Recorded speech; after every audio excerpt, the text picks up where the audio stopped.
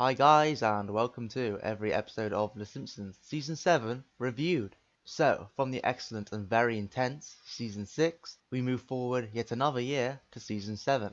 This time, the season, with the exception of 4 episodes, was executively produced by Bill Oakley and Josh Weinstein. Those two had written episodes of the show in previous seasons and were chosen to take over the role of showrunner from Dave Merkin.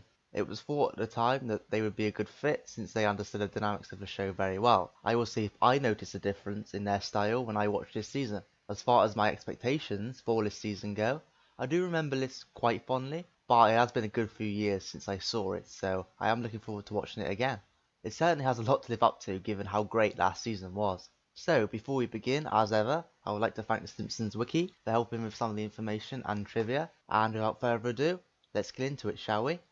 Season 7, Episode 1, Who Shot Mr. Burns? Part 2. As the search to find the shooter continues, the Simpson car is searched and the police find a gun covered with fingerprints. Homer soon becomes a prime suspect, that is, until Mr. Burns wakes up and reveals the real culprit. So the trivia is that there were numerous alternate endings made in an attempt to stop the real ending to this episode from being leaked. The best moment for me was Moe on the lie detector. This one gets a 5 out of 5 from me. Yeah, the follow-up is just as good as the first one, in my opinion. I praised that episode for trying something new to mix up the format, and this one continues in that trend, dedicating an entire episode just going through all the possible suspects. This does mean that the first act is not the funniest though, as much of it is taken up by just reminding the viewers where we left off, by showing some clips from part 1. I found the pace really picked up in Act 2 and 3 though. This is where you find all of the best stuff. The Moe lie detector test is great, as is the whole idea of Burns now only beginning to say Homer's name after never ever saying it before. That's just a clever bit of writing. One under the radar joke that I found funny was Lou replying, "I'll drive," to Chief Wiggum after hearing about his hallucination style dream. Also the one about Burns' condition being upgraded from dead to alive after being transferred to a better hospital, that got a laugh out of me as well.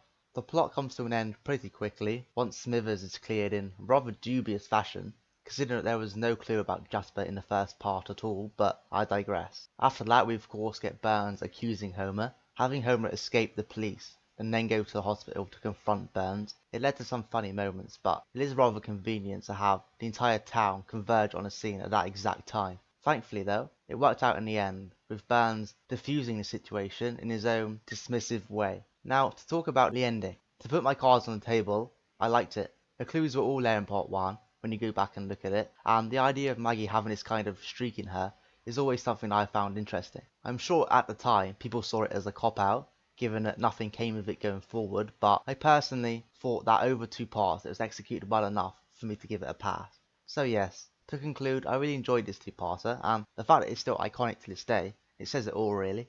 Season 7, Episode 2, Radioactive Man.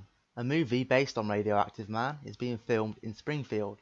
Even though Bart auditions, the part of the hero psychic Fallout Boy goes to Milhouse instead of him. So, some trivia is that this was the first episode to be digitally coloured. The show wouldn't permanently switch to that kind of colouring until season 14. The best moment for me was, "My eyes, the goggles do nothing." This episode gets a 3 out of 5. I have never been a big fan of this one, I must admit. It was very much a chance for the writers to make some film references and parody the Hollywood culture, and for what it is worth, it did it pretty well by flipping it around to make the townspeople the greedy and exploitative ones. I think the Milhouse side of things was rather underwhelming though. They kind of set up the plot in a way that was perfect for some character growth for him, but it just never really happened. He just didn't like being a child actor, so ran away, and that was kind of it. Even the scene towards the end with Bart and Milhouse in a treehouse never really did anything for either of them. Not to mention I found the ending rather predictable, with the directors giving up and going back to Hollywood. The jokes were decent, but rather hit and miss I found. The goggles one of course is a classic, and I also like Bart's one about Mickey Rooney's career spanning 2 decades. Also the sequence of the whole editing techniques being so bad that the guy got fired, that was great as well. For every one that did work for me though, there was another one that totally missed the mark, leaving me kind of disappointed overall. The main saving grace here is Reindeer Wolfcastle. He was the most entertaining part throughout. Season 7, Episode 3, Home Sweet Homediddly-Dum-Doodily. After a series of unfortunate events, the Simpsons family are put in the custody of Ned and Maud Flanders. So this is actually the first episode where Maggie's full name is officially revealed to be Margaret. The best moment for me was Homer taking the holy water for Bart. This one gets a 5 out of 5. This was a purely character driven plot, just putting the main family into difficult positions and seeing how they react to them. It does go kind of in the expected direction, but despite that I still found it enthralling. The first act is just there to set it all up and make it seem like Homer and Marge are neglectful parents to the authorities, when the audience know that they're not. Well, Marge isn't, at least anyway. Seriously though, it is kind of funny the lengths the writers go to make sure that we know that Marge really is a good parent and these events are just fate conspiring against her. They really were careful in how they wanted her to be perceived. The main bulk of the time here is spent lounging around the Flanders house, with just joke after joke about how over the top they are.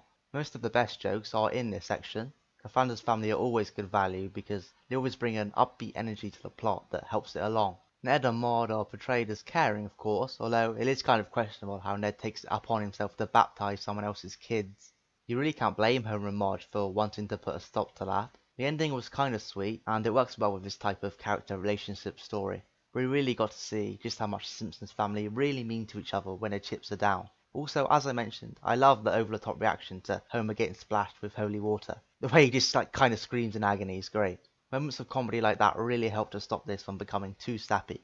Season 7, Episode 4, Bart Sells His Soul. Bart sells his soul to Milhouse for $5. However, he becomes to regret this decision and goes on a desperate quest to get his soul back. So some trivia is that this episode is thought of very highly indeed. Both Bart's voice actress, Nancy Cartwright, and Lisa's voice actress, Yardley Smith, have stated that this is one of their top 3 episodes of the show. The best moment for me was the ending. This one gets a easy 5 out of 5. So I'm going to say straight up that I'm not going to talk about this episode in a kind of religious or spiritual sense, as it's quite clear that that is not the core of the story. It's not about any of that. The idea that a random argument between kids like Milhouse and Bart can escalate into some kind of deep self-reflection and serious situations is interesting in and of itself. It is quite interesting just how much time this episode decides to devote to following Bart through all these kind of bizarre happenings. It is like it wants you to question whether this could possibly be just a coincidence. Meanwhile, you have Lisa and Milhouse in the background of the whole thing, both contributing to the story. Milhouse is kind of an ass here really, but I kinda like it. It is good to see his more manipulative side for a change, as he toys with Bart throughout. In terms of the ending, I think it is a good one. Having Bart and Lisa help each other out is a common way for the writers to end things on, and why not? It makes for a nice moment between them and helps build on their relationship, if it ever needed any more building anyway at this point. I also love Moe's subplot. Seeing him build a restaurant is a fresh idea, and watching him slowly implode under the pressure is hilarious. They even managed to relate it back to the main plot. Now, although this was a very concept-driven plot, that doesn't mean that it was not full of jokes as well. I did find it quite funny. I loved Homer's "quite full, it could be ours" regarding Bart's meal, as well as the fake-out with Milhouse's house being fumigated. So all in all, this one combines a thoughtful story, which has touching and even somewhat dark moments, with above-average jokes. That makes this one a classic in my mind, and one that stands out. Season 7, Episode 5, Lisa the Vegetarian. After seeing some baby lambs, Lisa finds herself unable to eat meat. However, she struggles to get anyone to agree with her newfound view. So, some very well-known trivia is that Paul McCartney only agreed to do this episode under the condition that Lisa would remain a vegetarian for the rest of the show's run, and up until this point, she has indeed remained that. Best moment for me was "You don't win friends with salad, you don't win friends with salad." That's a nice catchy song, and Marge getting in on it as well really helps pull it over the edge.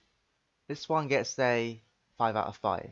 The reason I enjoyed this one so much was mainly because of the jokes. They're great ones scattered pretty evenly throughout, the standouts being Mr. Burns seeing a flying pig and Troy McClure's propaganda video.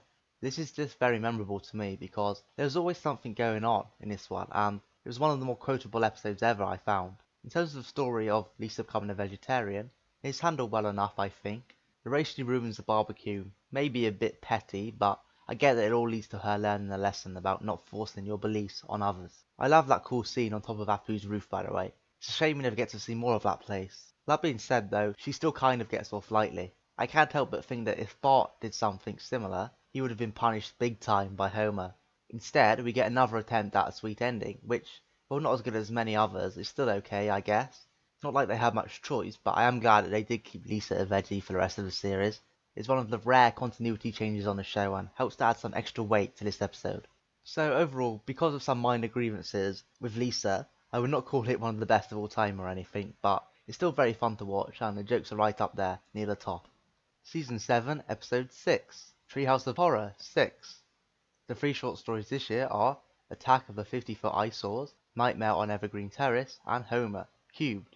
So some trivia is that Attack of the 50-Foot Eyesores is a parody of the film Attack of the 50-Foot Woman, whereas Nightmare on Evergreen Terrace is of course a parody of Nightmare on Elm Street. The best moment for me was the story of groundskeeper Willie's death. This year's Halloween special gets a 5 out of 5. So to start off on the first segment about advertisements, it was certainly an interesting one if nothing else. It was not really that funny, and the way it was resolved, that song, was slightly lackluster in my opinion.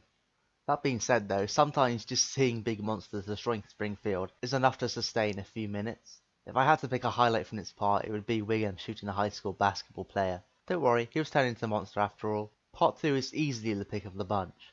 As a Nightmare on Elm Street parody, it works so well, and Groundskeeper Willie slots into the role of Freddy Krueger so seamlessly. Both the atmosphere and the jokes are top notch. There are a few cool animation styles used in the dream sequences and in the story of how Willie ended up getting killed.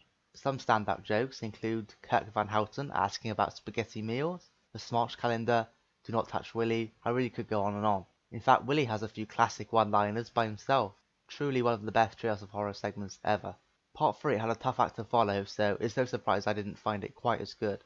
It is of course memorable, though, because of all the 3D animation that was used, and by all accounts it was quite a big deal at the time. I do applaud them for trying something new. It is very creative. However, putting the spectacle aside, this was not that entertaining. I like the townspeople getting involved though. It led to some good lines from Wiggum and Professor Frink. The ending of Homer in a real world is also kind of iconic, if a bit lacking in substance. So to round up this year's Halloween special, it's not as good as last year's, but then again, what is? But it is maybe tied with Treehouse of Horror 4 as my second favourite. As I said before, Nightmare on Evergreen Terrace was the only one of the three parts which stands toe to toe with last season's Treehouse of Horror. Season 7, Episode 7, King Size Homer. In order to get out of the planet's new exercise program, Homer begins eating whatever he can get a hold of. With the help of Bart, he soon becomes so fat that he can qualify for disability. So, the fact is that the writers wanted the title of this episode to make Homer sound proud about his weight, so that is why they decided to name it King Size Homer. My best moment was, oh, that's raspberry, that joke right there, which you can see in the picture on the right. I'll explain more about that in a second. This one gets a 5. This was always going to be a 5 in my book. The plot is best described as wacky and silly. Homer is obviously doing something stupid and morally questionable. The episode is designed to show Homer as exactly what you shouldn't do though. Basically do the exact opposite of Homer and you should be fine. Where it thrives though is the comedy. Simply put, it is one of the funniest Simpsons episodes of all time. It gives us many memorable moments, such as seeing the unique look of Mr. Burns as a fitness instructor, and the ending, where Homer saves the day by falling into the reactor and getting stuck. Sure, that is a very cartoony way to end, but it does suit the tone of this episode very well. In terms of my favourite gags, I love the I wash myself with a rag on a stick from Bart, as well as the brief cameo from Dr. Nick. Homer really is a star of the show though. Whether he is stealing an ice cream truck, dreaming about working from home, or just doing shenanigans with his computer, he is always hilarious. Pretty much all of the comedy works for me. None of it really falls flat. Another mention for that raspberry ice cream joke though. The first time I saw that, I think I laughed harder than any joke I have on the show. The way it's set up with Rolf and Lisa, and how Homer just pulls up alongside the bus, sucking on that raspberry ice cream is just great. And Lisa's look after it, sells it all so well. I really can't say anything more about why I love this episode so much. It really does come down to the fact that the style of comedy just clicks with me so well. So how about I just leave you with the question of who knocked over the drinking bird? I'm interested if any of you have any theories about how that happened. Season 7, Episode 8, Mother Simpson. After Homer fakes his death, his long-lost mother turns up at his gravesite. The truth soon comes out that she is on the run from the law. A trivia that I have here is that this is one of the few times where the usual endings music is not played over the end credits, and it's obvious why. My best moment is that ending. The episode gets a 5 out of 5. So, it started off fast with the delightful sequence of Homer faking his death, and it used that premise to quickly transition into the main plot. The idea of Homer's mother being still alive and on the run is a good one because it adds an extra layer to Homer's backstory, and it even sheds some more light on why Abe is the way he is. Mona comes across as a likeable personality, and it's quite ironic that it is the more caring side of her character that ends up getting her into trouble. If only she never went back to help Mr. Burns, then none of this would have ever happened. Once the reveal about her past is made though, we're just kind of waiting around until the inevitable happens and she has to go back into hiding. They do make good use of that time though, with some nice scenes of Mona bonding with Bart and especially Lisa. It kind of makes it hit even harder when Burns tracks her down and she has to leave Homer again. They execute that perfectly, by the way. It is very bittersweet in the way that she leaves, but at least this time she gets to say a proper goodbye to Homer. That ending is my favourite scene though. It's just shot so well with the music and everything. I can relate to Homer in that moment as well personally. There's been many a time where I've just gazed up at the stars to reflect on life. To complement this great and emotional story, the jokes are also pretty good. I love Smithers taping over Burns' tape with Waterloo, as well as Hans Moleman popping up in the cemetery. Isn't anyone in this damn cemetery dead? Overall, when you put it all together, this one has a great blend of emotional and funny moments, which makes it a classic for me. Season 7, Episode 9, Sideshow Bob's Last Gleaming. Sideshow Bob slips away from prison detail in order to steal an atomic bomb. He then threatens to detonate it unless Springfield gives up television permanently. My trivia here is that the underground compound in this episode references the War Room from the comedy film Doctor Strangelove. The best moment of the episode for me was the pathetic chase sequence in the Wright brothers' plane. I give this one a 3 out of 5. Yeah, I'm not overly fond of this one. It's quite a surprise too really, as I usually do love Sideshow Bob episodes. In fact, this is the first one that I've not given a 5 up until this point. It's kind of hard to sum up why I didn't get into this one quite as much. I guess I never found the main premise particularly good. The idea of Sideshow Bob stealing a nuke at a small military base, then demanding that Springfield get rid of television is rather ridiculous really. Now, I would be fine with it if the episode made clear that it was all just a farce and not supposed to be taken seriously, but this one never commits to that. Surely ending is farcical, with Bob trying to kamikaze Krusty in that slow plane. It's no coincidence that that is my favourite part, by the way. But other than that, things are played pretty straight. They try to build tension with the scenes in the military base, and it never really goes anywhere, and things fall flat at that point for me. Basically, the way the plot's put together, it never really gels, and it relies too much on contrivances to get by. I also never really liked the bits with the military. A joke was that they were incompetent, which is fine, but we got that same type of joke repeated over and over again. It just takes up far too much airtime. So the only thing that stops this from being a 2 was some okay jokes. I like Krusty filming his show by himself in a remote location. I also found it funny when Homer reversed over spikes and punctured his car tires. Other than a few decent moments though, this is one of the weaker Bob episodes for me. Season 7, Episode 10, The Simpsons 138th Episode Spectacular. Troy McClure hosts a behind-the-scenes style show in which he shows some classic old clips and answers viewers' questions. So, the clip of Homer and Marge in bed, during the end credits, depicts an alternate version of where Homer and Marge aren't underneath the bed covers. My best moment was Troy McClure as the host. This one gets a 4 out of 5. So, you may think at face value that this is just another boring clip show. Well then, you've got some nerve, mister. Really though, if you are going to do a clip show, then this is what it should be like. Setting it all up as this cheesy behind the scenes special worked so well, and as I said, Troy McClure works as a great linchpin for the episode. He just slots into the role of a disinterested presenter so well that it strangely makes you even more invested in seeing him.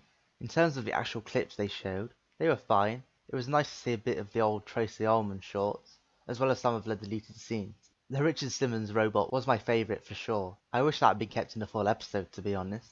The ending was also kind of interesting, what with them showing various nudity from the show, with the catchy Shake Shake Shake song in the background. So yeah, overall, for a clip show, this was quite creative in the way it was put together, and it had funny moments sprinkled in to make it a good, worthwhile episode. Season 7, Episode 11, Marge Be Not Proud. Bart is caught stealing a video game. When Marge finds out, she is upset, and starts becoming distant from him. So a fun fact is that the video game Bone Storm is actually based on the Mortal Kombat series. Best moment for me was Lee Carvello's putting challenge. I am Carvello. This one gets a 5 out of 5. So this is quite the emotional rollercoaster of an episode, isn't it? The first act kind of builds up this desire in Bart to play Bone Storm to the point where when he sees other kids stealing, it is not a giant leap to believe that he tries to do it himself. From there, to say that this plot was full of drama would be an understatement. Indeed, with the scenes dedicated to showing the intimidating security guard and Marge's reactions to finding out that Bart was stealing, it really does take things very seriously. Now, I will admit that certain elements of the story don't click with me to the extent it does with some others. I can still acknowledge that it manages to tell a Bart story that has real stakes and gives us a new look at both his and Marge's characters. It seems strange to say about a cartoon show, but watching Marge become distant to Bart is kind of uncomfortable viewing. Seeing how the small details in their relationship change even for a brief time, shows both how much Marge cares for Bart and how much Bart misses it when it is no longer the same. This is best shown with the scene when Marge closes the door on him instead of giving him the usual tuck-in. After all of this heavy drama, the ending where Bart buys her a new picture is extra sweet, and it really truly makes you feel like their relationship is stronger than ever before. When all is said and done, I think this story was just about growing up for Bart, and maybe for Marge to allow him to grow up. It really is no surprise Bart and Marge stories rarely happen on this show because there's not really anywhere much to go from here.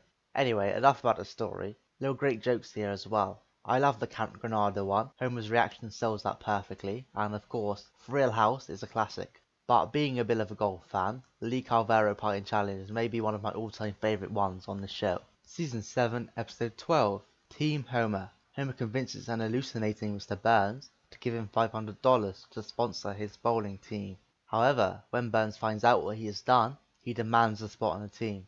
So some trivia is that after this episode aired, the staff received customized Simpsons bowling balls, bowling bags, and pin pal shirts as gifts. The best moment for me was Homer's chant that inspires Otto to make the 7-10 split. I give this one a 4 out of 5. This was kind of a gag episode really that relied on quick, snappy jokes. Of course, this meant that there was not much stakes to it either in the story department.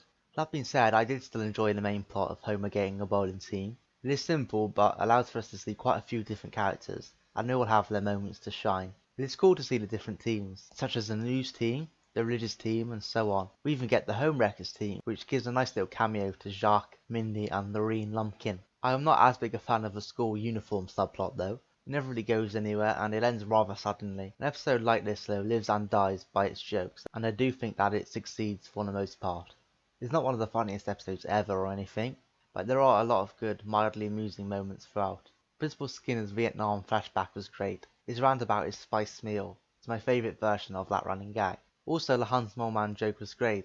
Of course he somehow survived getting his brains drilled into by Mr. Burns. Why wouldn't he? Season 7, Episode 13. Two Bad Neighbors. Homer becomes jealous when his new neighbors turn out to be former President George Bush and his wife Barbara. That jealousy soon turns to rage when George spanks Bart for destroying his memoirs. So, some trivia is that at the end of the episode, Gerald Ford replaces Bush after he leaves. Originally, this was going to be Richard Nixon instead, though this was changed after his death. The best moment for me was the fight between Homer and Bush. So, this one gets a 3 out of 5. I need to kind of go through a bit of backstory to this episode before we start for anyone unaware. The Simpsons prior to this point had a bit of a feud going with both of the Bushes. Barbara made a comment about disliking the show and George Bush made that famous speech about families needing to be less like the Simpsons and more like the Waltons. So by all accounts the writers decided to use this episode as a chance to address that feud and have a little fun with it. Maybe surprisingly, they are not really that harsh on Bush Sr. here, and they don't bring politics into it at all really. Instead, the plot is entirely focused on that rivalry that develops between him, Homer and Bart. I think that was the right way to go about things, as it does lead to some interesting back and forth. Seeing Bush's failed attempts to pull off pranks is quite amusing. Also, that mini showdown that Homer and Bart have with him at the end is somewhat entertaining and wraps things up in a fairly quick way. In terms of the overall jokes, I think they were slightly subpar. There were no real memorable ones, and it didn't help that the first 6 minutes of the episode were devoted to that pointless yard sale that accomplished nothing, other than being a first appearance of Disco Stew, I guess. Anyway, this one was very watchable, but it lacked any real standout moments, and as such, is one of the more forgettable classic era episodes, in my opinion. Season 7, Episode 14, Scenes from the First Class Struggle in Springfield. Marge buys an expensive new dress, and, while wearing it, she meets a former schoolmate who invites her and the family to a country club. So, this episode's title is a reference to the movie Scenes from the Class Struggle in Beverly Hills. I found the best moment to be Homer playing golf with Mr. Burns. This one is a 4 out of 5 from me. The story here is fairly simple when you get right down to it. It's just about wanting to fit in and make friends with people. Sure, it's done through the lens of rich snobs and country clubs, but the core premise is still very relatable. Marge is the perfect type of person to use for this too. She has few friends on the show after all, so it's no surprise that she wants to impress this old schoolmate of hers. You could argue that it treads a predictable path at times, and it was obvious that Marge would turn her back on a club in the end, but the road to get there was interesting enough, if nothing else. There was a bit of social commentary thrown in, of course. The rich people were pretty passive-aggressive to Marge the entire time. That being said though, she does at least make some kind of connection with them. They are willing to accept her as a member after all. I think the main reason Marge wanted out was because it was changing her personality, more so than any actual disdain for the people inside the club. The main plot was a bit short on fun though, so the wacky Homer subplot is very much welcomed here. As I already said, I am a golf fan, so I love the references, and just seeing Homer play golf with Mr. Burns is good enough by itself. I did notice that the first hole was a 275-yard par 3 though. I mean, that is a brute of a hole, it really is. Players on the PGA Tour would struggle with that. The funniest joke of the whole episode, for me, was Homer confusing the sander wedge with a sandwich. Season 7, Episode 15, Bart the Fink. After Bart accidentally gets him in trouble with the IRS, Krusty the Clown decides to fake his own death. Some trivia is that the writer of this episode, John Swartzwelder, can be seen attending Krusty's funeral. He appears with Kermit the Frog puppet on his hand. My best moment was Homer's attempt to comfort Bart. Bart the Fink gets a 2 out of 5. I'm sorry guys, I just found this to be boring the vast majority of the time. I've never been the biggest fan of Krusty anyway, so his episodes have to be something extra special to get me to like it. This certainly wasn't. What we got was a tired fake death storyline which lacked any real stakes or drama, as we all knew that Krusty would not really die. Tack onto that some nonsense about tax evasion that is just kind of hand waved away at the ending. I mean, how can Krusty even get life insurance from a fake guy's death anyway? The plot did not work on any level for me, and it was padded out to the extreme. After Krusty's supposed death, nothing really happened. It was just Bart and Lisa looking for him for about 5 minutes. There was also this joke with Bob Newhart speaking at Krusty's funeral that went on for over a minute, and I just did not find one single second of it funny. That kind of sums it up really. The only 2 jokes that I did like was Homer saying to Bart, "Why, you could wake up dead tomorrow." The look on Bart's face, as you can see in that picture there, just sells that joke so well. Homer certainly won't be winning any Parent of the Year awards anytime soon. The joke of the fat guy going, "Oh crap, I really shouldn't have told him that was illegal," that was alright as well. Season 7, Episode 16, Lisa the Iconoclast. Lisa discovers the real truth behind the town founder, Jebediah Springfield, and finds herself at odds with a museum curator who wants to keep the unattractive truth a secret.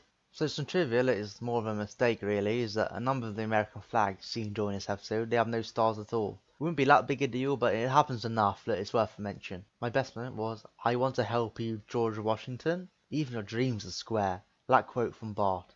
I gave this one a 4 out of 5 in the end. Now, I was torn on this one. I had a good think about giving it a 3 because it's not that funny and there are a few odd things in the plot that don't make much sense. Take the historian Hans Herbert for example. He is a really weird guy, and his actions in the episode make next to no sense. He leaves a confession letter and a silver tongue hanging around for Lisa to find, then only bans her for 3 months? For someone whose career is supposedly on the line, he really does a terrible job of covering this whole thing up. I can forgive his questionable motivations though, simply because I found the plot so interesting. Watching a chess match between him and Lisa, although silly at times, was quite engaging, and of course, centering it all around Jebediah Springfield was a good move. The backstory of the town never really was fleshed out before, so it's nice to get the truth of that revealed here. The ending even gives a subtle message about having pride in your history. It suggests that a positive symbol that inspires people is a good thing, even if the nitty-gritty details of that symbol are not necessarily true. As I said though, there are not too many jokes here, which holds the episode back a bit. That Bart line that I mentioned as my favourite moment was the only one that got a laugh out of me. To sum this one up, it is by no means the best episode of all time, but it's probably one of the most interesting to think about, and that is something unique by itself. Season 7, Episode 17, Homer Smithers. Smithers takes a vacation and, to ensure his job at the nuclear plant, he hires Homer as his temporary replacement for Mr. Burns. So some trivia is that Mr. Burns dials the number 7648-4377, which spells Smithers. It turns out in a quite funny joke that that is actually the number for Moe's Tavern. The best moment was, is it about my cube? Homer Smithers is a 5 out of 5. Yeah, I think this one is a gem, and dare I say I find it to be slightly underrated amongst the Simpsons community. Not that it's considered bad or anything, but I consider this one a classic, which is not an opinion I hear from most people when they talk about this one. On the surface, it can be viewed as a typical Homer gets a job type story, which we see countless times on the show. However, it does provide a bit more than that, because it gives us a better look into the Mr. Burns and Smithers dynamic. We get to see just how dependent Burns is on him and how loyal Smithers is. It's kind of endearing in a strange way. We also get a memorable moment as Homer finally snaps under the abuse of Burns and punches him. It's very interesting that instead of responding by firing him, Burns instead kind of just cowers away in the corner and tries to do things for himself. The ending of Burns being knocked out the window is rather silly, but the fight between Simpson and Homer is entertaining enough, so I can forgive it. To go along with that engaging plot, the jokes are also top class. The building absurdity of that cube gag makes it my favourite. Just the way in which Burns' face changes after each message sells the gag perfectly. I also found Homer's buffoonery funny on numerous occasions, seeing how everything he tries to cook bursts into flames, and him pretending to be Mr. Burns' mother. So yeah, this one combines an interesting plot with funny jokes, which is always a recipe for success. Season 7, Episode 18, The Day the Violence Died. Bart meets a homeless man named Chester Lampwick, who claims to have created Itchy and Scratchy. With the help of Lionel Hutz, they take Roger Mudge to court to prove that the idea was stolen. Some trivia is that Roger Mudge Sr. being cryogenically frozen is a reference to the myth that Walt Disney's head was frozen in real life. The best moment for me was all the court scenes. This one is a 5 out of 5. Even though I do love this one, I will freely admit that the plot is not that special or deep. It also has a bit of a plot hole in my opinion. I mean, if Chester had his original film all this time, why has he never shown it to anyone before? Are you telling me that it's really that hard to track down a projector that could play it? That silliness aside though, they managed to pack the episode full of good material. From a parody of Steamboat Willie, to numerous funny gags, and of course, some Lionel Hutz action to top it all off. The looks that we get into the old style of cartoon animation is good, and the way in which they managed to link it to Itchy and Scratchy is very clever. The court scenes are fantastic, of course, with all of Lionel Hutz's hearsay and conjecture, as well as the breaking of the fourth wall jokes in reference to plagiarized cartoons. Now, as I said earlier, the story is not really the best, and I stand by that, but the ending is interesting if nothing else. Sure, it may be a bit of a cop-out to have Itchy and Scratchy saved at the end, but the fact that Bart and Lisa weren't the ones to do it is a bit of a strange twist. Lester and Eliza are obvious references to the old-looking Bart and Lisa, but the fact that they were only one-time characters really is a bit of a mystery, to be honest. The comedy on offer is the main attraction here, though. I love many of the lines from the characters, such as Comic Book Guy and Homer, but the running gag of Chester not painting fences and chicken coops is the best of them all. Those corn muffins were lousy after all. Season 7, Episode 19, A Fish Called Selma. In order to give his stagnating film career a boost, Troy McClure decides to marry Selma. However, she soon discovers that the marriage is a sham. Some trivia is that the title of this episode is based on the film A Fish Called Wanda, and it also, of course, links very cleverly into the plot. The best moment for me was the Planet of the Apes musical. Of course it was. I give this one a 5 out of 5. On paper, this was a bizarre type of plot to try and do. Pairing Troy and Selma is a very random choice, but they managed to pull it off well. Yeah, this one really did win me over. Seeing Selma get taken on this whirlwind ride by Troy, where she gets to see what a celebrity life looks like, is fun. Maybe in the end for her, though, it was not so fun because, of course, she wanted someone to truly love her, and not some kind of sham marriage to boost Troy's work opportunities. Speaking of Troy, it is cool to delve into his character since he has only been used as a one-off joke before, and it really does bring the funny here in pretty much every scene he is in.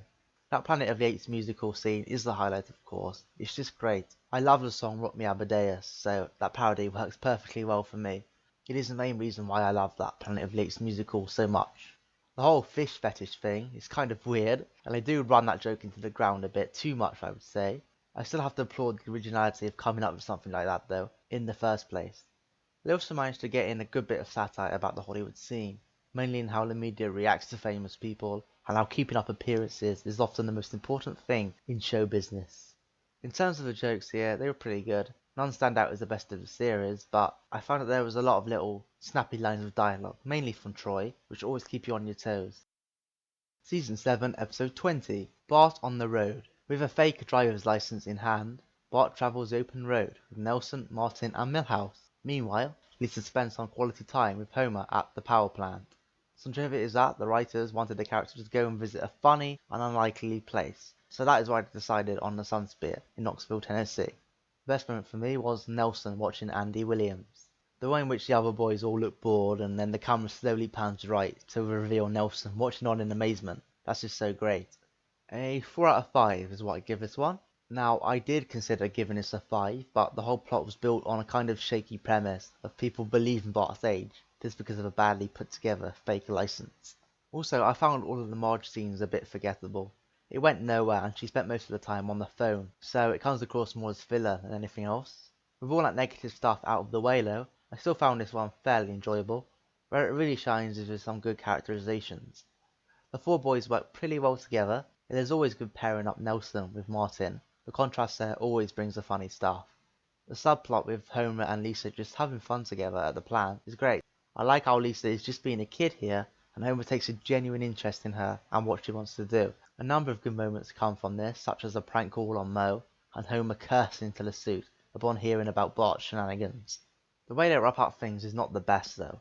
Sure, having Lisa and Homer keep the secret from Marge is fine, but it all feels a bit too rushed, and seems odd to have the focus on Marge at the end when the episode was not really about her in the slightest. All in all, even if it has a few flaws, Bart on the Road is still a fun travel episode that has some surprisingly good character moments with solid jokes mixed in as well.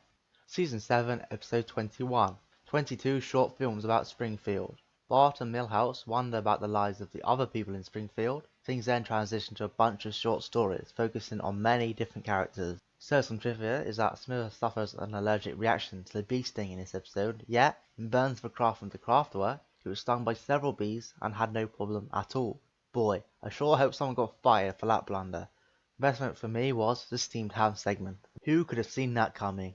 Straight in with a 5 out of 5 here, so it's no secret at all that this is a good episode. In fact, I don't think I've heard of anyone who doesn't like it. The idea not only to try out a new format, but also focus it on so many side characters is a risky one. They just put it off so well though that almost everything they try comes off. The sketches all offer some fun moments and good lines in them. The only one even slightly falls flat for me is the Bumblebee Man one. The way in which the episode flows is also great. The writers put in the effort to have all of the different scenes connect, even if it is sometimes in a loose way. You have Bart throwing gum in Lisa's hair, or Milhouse knocking out Herman in that Pulp Fiction parody, for example. The fact that the actions of characters affect the story of other characters later on really makes this feel like a functioning episode, and not just some kind of gimmicky excuse for the writers to play around. Now, in terms of the segments themselves, obviously there are a lot of them, so I can't discuss them all, but I will try to cover my favourite ones. The whole Lisa plot that runs through the episode works well because they have so much fun with it, but the fact that the whole town gets involved in trying to get the gum out really sells the whole bit so well. I also very much like the scene at Krusty Burger with the police discussing McDonald's.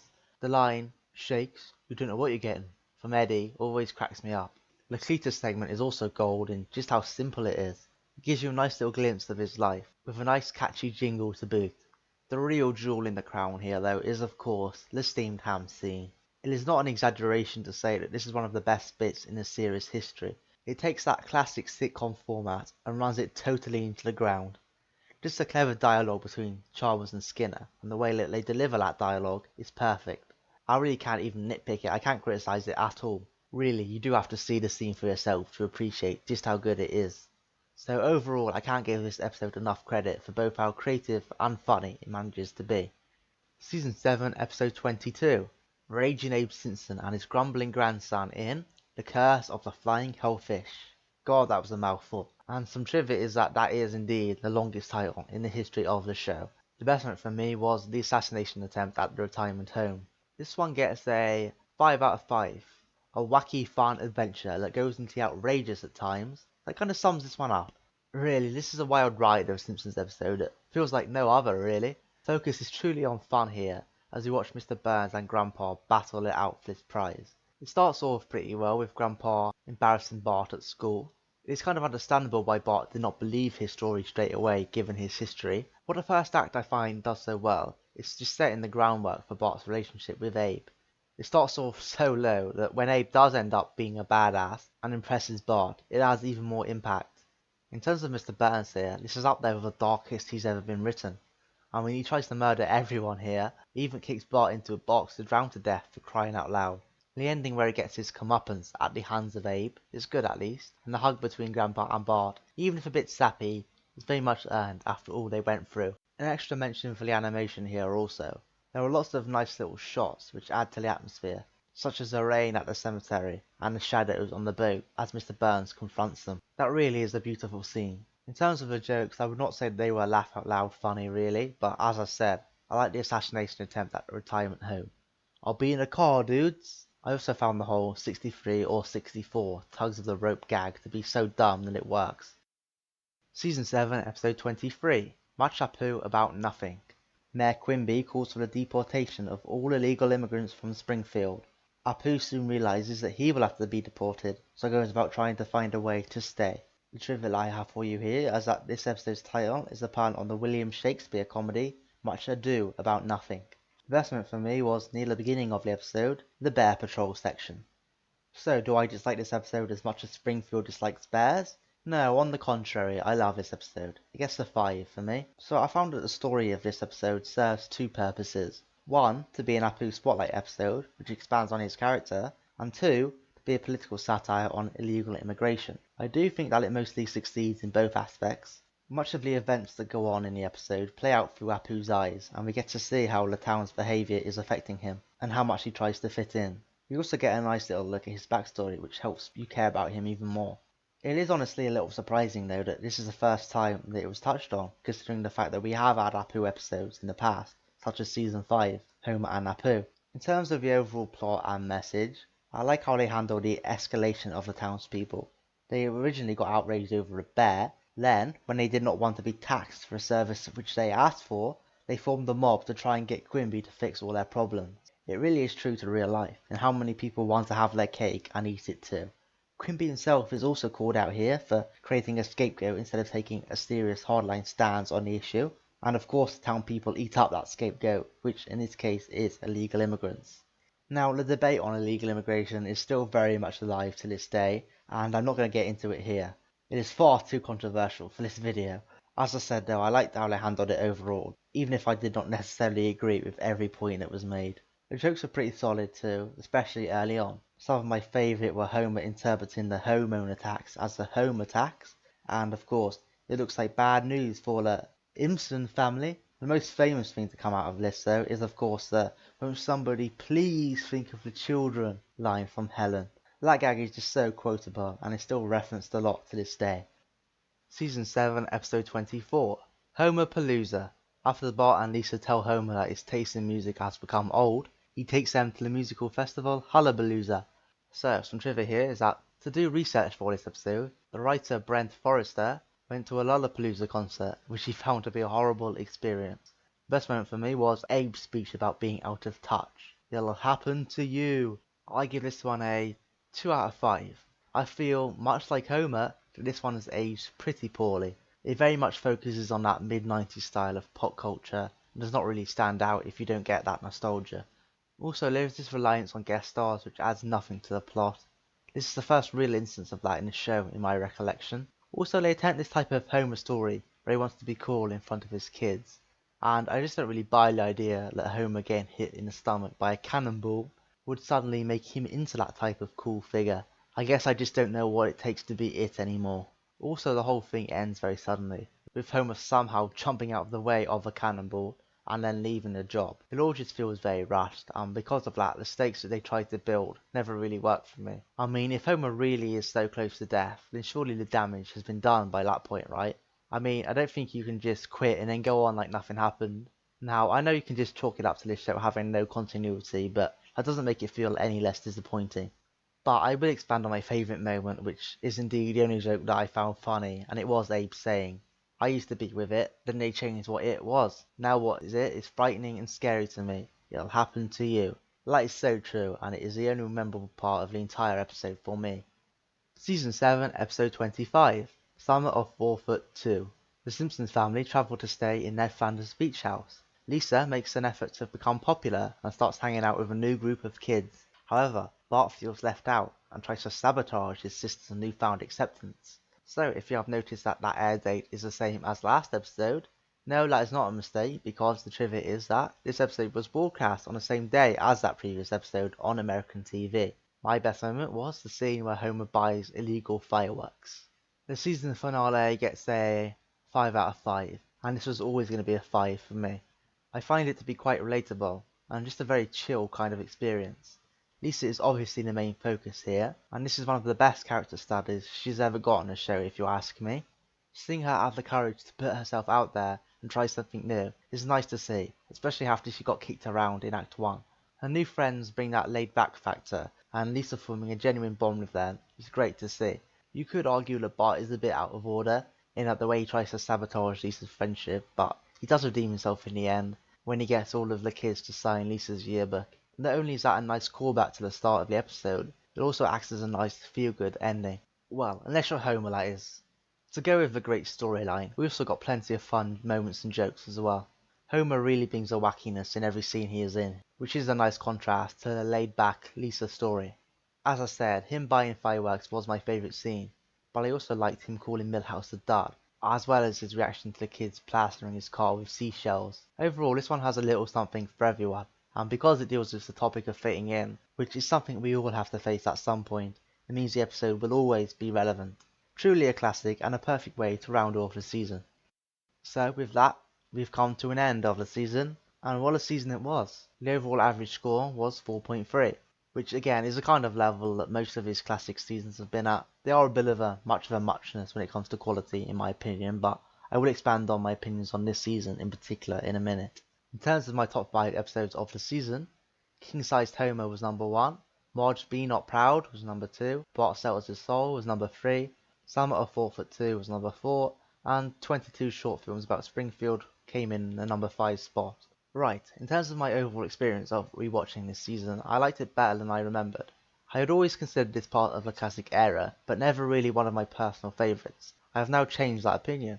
This sits right along season 4 in my second spot for me, after season 6 of course. Now, as I mentioned at the start of this video, new showrunners were brought in, and I wanted to see if I noticed a difference in style. I certainly did. Unlike season 5 and 6, this one dialed back the more high concept plots, and instead decided to focus more on the characters' relationships, and try to expand on them more. Overall, the characters were very image conscious here, and fitting in was certainly at the forefront in a fair few of these episodes. The most glaring examples of that being Somewhat of 4'2", and Secrets of a Class Struggle in Springfield. I think what this season achieved was kind of unique in a way, because rarely ever after 7 seasons does a show revert back to being more down to earth. This one not only accomplished that, it actually managed to give us a new look at the characters which we already knew so well before this point. This really had more of a season 3 type feel to it at times, and you know what, I respect this season all the more for that. Not that I don't love the wacky stuff as well, but the fact that they went in this direction has my full admiration.